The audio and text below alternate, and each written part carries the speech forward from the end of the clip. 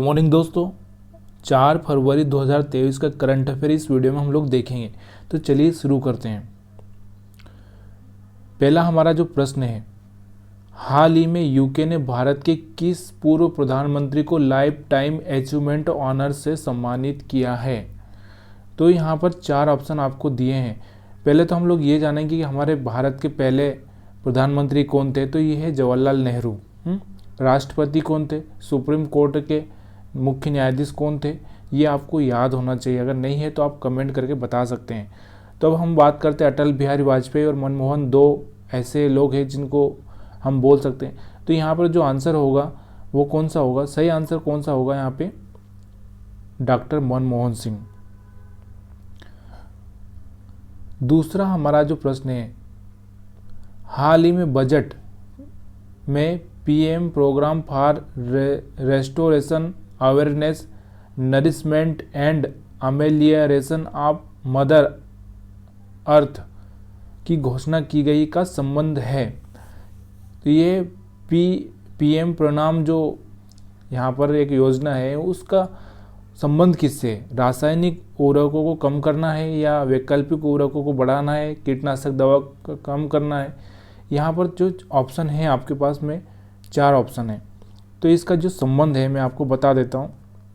देखिए, ये जो पृथ्वी से मिट्टी से रिलेटेड है, तो ये मिट्टी से रिलेटेड है, यानी कि जो हम लोग रासायनिक खाद यूज करते हैं, रासायनिक उर्वरक यूज करते हैं, वो हमारे लिए बहुत ज़्यादा हार्मफुल है, या हम बोल सकते हैं कि जिससे आगे चलकर कोई ना कोई प्रॉब्लम होने वाली है। तो इसलिए ये सरकार चाहती है कि हम जैविक खाद का यूज करें, जैविक विकल्प का देखें, या फिर ऐसे वैकल्पिक उर्वरकों जिनसे नुकसान ना हो। तो ये आंसर इसमें कौन सा हो जाएगा? आपको आंसर मैं बता देता हूँ। यह है वैकल्पिक उर्वरकों को बढ़ाना और रासायनिक उर्वरकों को कम करना। इसका संबंध क्या है? मतलब मेन फाइनल है जो रासायनिक उर्वरकों को कम करना है। आंसर कौन सा होगा? आंसर में थोड़ा सा ये बता देता हूँ। आंसर ये होगा ए, वैकल्पिक उर्वरकों का इसका उद्देश्य बढ़ाना है। अब यहाँ पे हम बात करते हैं बजट के बारे में। तो बजट में कौन कौन सी योजनाएं चालू हुई? महिला सम्मान बचत प्रमाण पत्र की योजना घोषणा हुई है। पीएम विश्वकर्मा कौशल सम्मान, जिसमें कि कारीगरों को सम्मानित किया जाएगा। सरकार कृषि त्वरक कोष की स्थापना करेगी। भारत बाजरा के लिए वैश्विक केंद्र बनेगा। सिकल सेल एनीमिया उन्मूलन मिशन की घोषणा। प्रधानमंत्री पीवीटीजी जनजाति के लिए ये मिशन हुआ। शहरी बुनियादी ढांचा विकास कोष। राष्ट्रीय वित्त सूचना रजिस्ट्री की स्थापना की जाएगी। बच्चों और किशोरों के लिए राष्ट्रीय डिजिटल पुस्तकालय बनाया जाएगा। लैब ग्रोन डायमंड्स, जो कि डायमंड हैं होते हैं, जो डायमंड हम प्रकृति से निकालते हैं, वो डायमंड और जो हम लोग बनाते हैं, जैसे कि अभी कुछ डायमंड्स अभी हम लोग ऐसे बनाए जाते हैं, तो प्रकृति से निकालने में क्या होता है कि ज़्यादा हार्मफुल होता है। हार्मफुल यानी कि उस एरिया को पूरा ख़राब करना पड़ता है। उसके हिसाब से अगर हम लोग प्रकृति जो बना सकते हैं उनको यूज किया जाएगा। तो इस तरह से mangrove initiative for shoreline habitats and tangible incomes MISHTI योजना की घोषणा हुई है। यहाँ इसमें क्या होता है कि एक पौधा होगा जहाँ पर इस पौधे को, जैसे जहाँ पे मीठा पानी होता है, खारा पानी होता है, मतलब जो पानी वहाँ पे एक पौधा होता है वहाँ पे वो लगाया जाएगा, उसको बढ़ाया जाएगा। तीसरा हमारा प्रश्न है, हाल ही में किसे लाओस का नया राजदूत बनाया गया? देखिए, यहाँ पर 4 ऑप्शन आपके सामने हैं। तो यहाँ पर मैं आपको बता देता हूँ। सही आंसर है प्रशांत अग्रवाल। प्रशांत अग्रवाल को लाओस का राजदूत बनाया गया। ये पहले नाबिया के राजदूत थे। नाबिया में भारत के राजदूत थे, और अब नाबिया में जो राजदूत होंगे वो है सुब्बा रायुडू। ठीक है। अब हम बात करते हैं जो प्रमुख नियुक्तियाँ हुई उनके बारे में। हेन सुमाकर की अगर हम बात करें तो यूनिलीवर के नए सीईओ एपी सिंह भारतीय वायुसेना, नए vice chief Madhavendra Singh Gujarat maritime cluster के सीईओ, डॉक्टर राजीव सिंह नए औषधि महानियंत्रक, Puma India Harmanpreet Kaur brand ambassador, Petr Pavel चेक गणराज्य के नए राष्ट्रपति, ज्ञानेंद्र प्रताप सिंह असम के नए डीजीपी, प्रभदेव सिंह। ये सारे जो नियुक्तियाँ हैं वो मैं आपको यहाँ पर बता रहा हूँ, तो आप पढ़ लीजिए। चौथा जो प्रश्न है हमारा, हाल ही में मैनुएला रोका बोटे किस देश की प्रधानमंत्री बनी है? पहली महिला। ये महिला है। तो यहाँ पर आपके सामने लाओस के तो राजदूत मैंने आपको बता दिया। चेक गणराज्य की अगर हम बात करें तो चेक गणराज्य का भी आपको पता होना चाहिए। तो ये जो आंसर सही होगा वो होगा इक्वेटोरियल गिनी। अब हम बात करते हैं प्रधानमंत्री की, तो पेटू पावेल चेक गणराज्य के नए राष्ट्रपति, लूला डा सिल्वा तीसरी बार बने ब्राज़ील के राष्ट्रपति। जो भी राष्ट्रपति रिसेंटली बने हैं या प्रधानमंत्री बने आपको पता होना चाहिए, जैसे ब्रिटेन है, नेपाल है, और कहाँ कहाँ के बने आप मुझे कमेंट करके बताइए। पांचवा हमारा प्रश्न है, हाल ही में कुशल वर्चुअल रिलेशनशिप मैनेजमेंट पेशेवरों के प्रशिक्षण के लिए HDFC बैंक ने किसके साथ साझेदारी की है। तो आपको HDFC बैंक के बारे में पता होगा। HDFC और HDFC बैंक दोनों का विलय हुआ है, ये भी आपको पता होगा। अब हम बात करते हैं कि HDFC बैंक ने किसके साथ साझेदारी की। तो HDFC का प्रोडक्ट क्या है, लोन देना, और NIIT क्या है, शिक्षण संस्थान है, जो कि जहाँ पर HDFC को अपने कस्टमर भी मिल सकते हैं।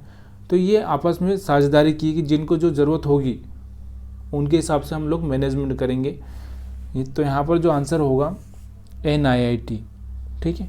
अब हम बात करते हैं समझौते की साझेदारी की। तो हम बात करते हैं यहाँ पे नागालैंड सरकार ने पतंजलि फूड्स के साथ समझौता किया है, किसके लिए, ताड़ के तेल की खेती के लिए। रिलायंस ने श्रीलंका के मालिबन बिस्किट के साथ साझेदारी की है। माइक्रोसॉफ्ट और इसरो ने भारत में स्पेस टेक स्टार्टअप की मदद के लिए समझौता किया है। अब हम बात करते हैं यहाँ CEO शशिधर जगदीशन, स्थापना 1994, मुख्यालय मुंबई। ठीक है। तो ये याद रखिएगा, यहाँ पे HDFC की हम बात कर रहे हैं यहाँ पे। छठा हमारा प्रश्न है, हाल ही में रिलायंस ने किस देश की कंपनी मालिबन बिस्किट के साथ साझेदारी की है।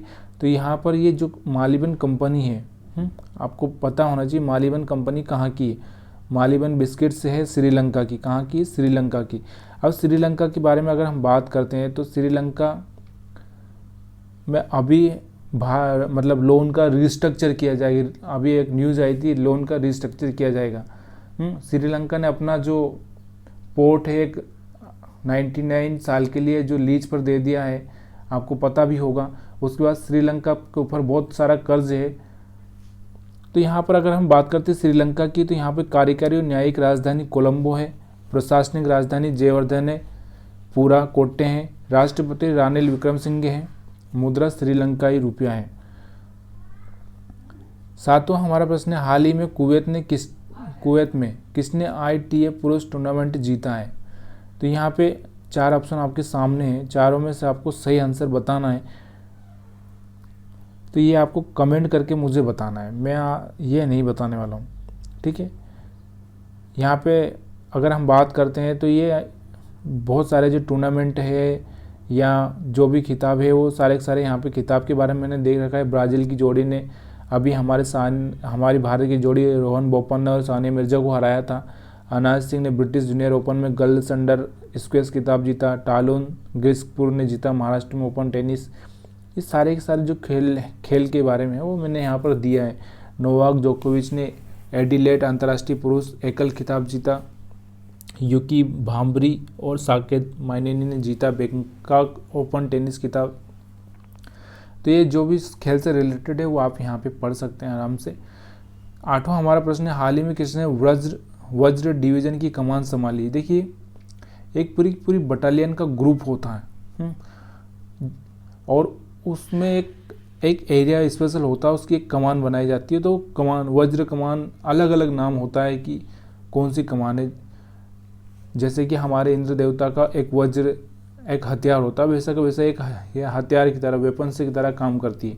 तो ये हमारा जो आठवां प्रश्न है उसमें जो आंसर होगा यहाँ पे है, आंसर होगा ग्रीस कालिया।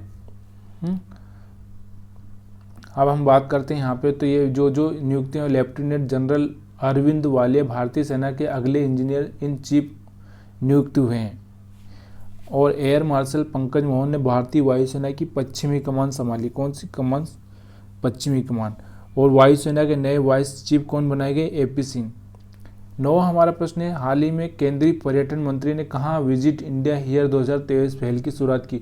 देखिए G20 का अभी जो माहौल चल रहा है, जो हम 2023 में G20 की मेज़बानी कर रहे हैं, तो G20 की मेज़बानी के लिए 20 देशों के लोग तो वैसे आने ही वाले हैं, उसके अलावा भी कुछ दूसरे देशों को भी न्योता दिया गया है, इनवाइट किया गया है, तो उसके लिए बहुत सारे देशों के लोग आने वाले हैं। तो एक तरह से भारत में ऐसा माहौल क्रिएट करना है कि हम लोग अपना देश के लिए इन्वेस्टमेंट ला सके, इन्वेस्टमेंट जिससे कि हमारे देश की ग्रोथ, जीडीपी सारी चीज़ें डिपेंड करती है। तो इसके लिए हमारे जो पर्यटन मंत्री उन्होंने क्या किया है, विजिट इंडिया ईयर 2023, हम उनका स्वागत करेंगे, हर तरह से स्वागत करने के लिए तैयार बैठे हैं। इसलिए इन्होंने ये 2023 की पहल शुरू की है G20 को ध्यान में रखकर।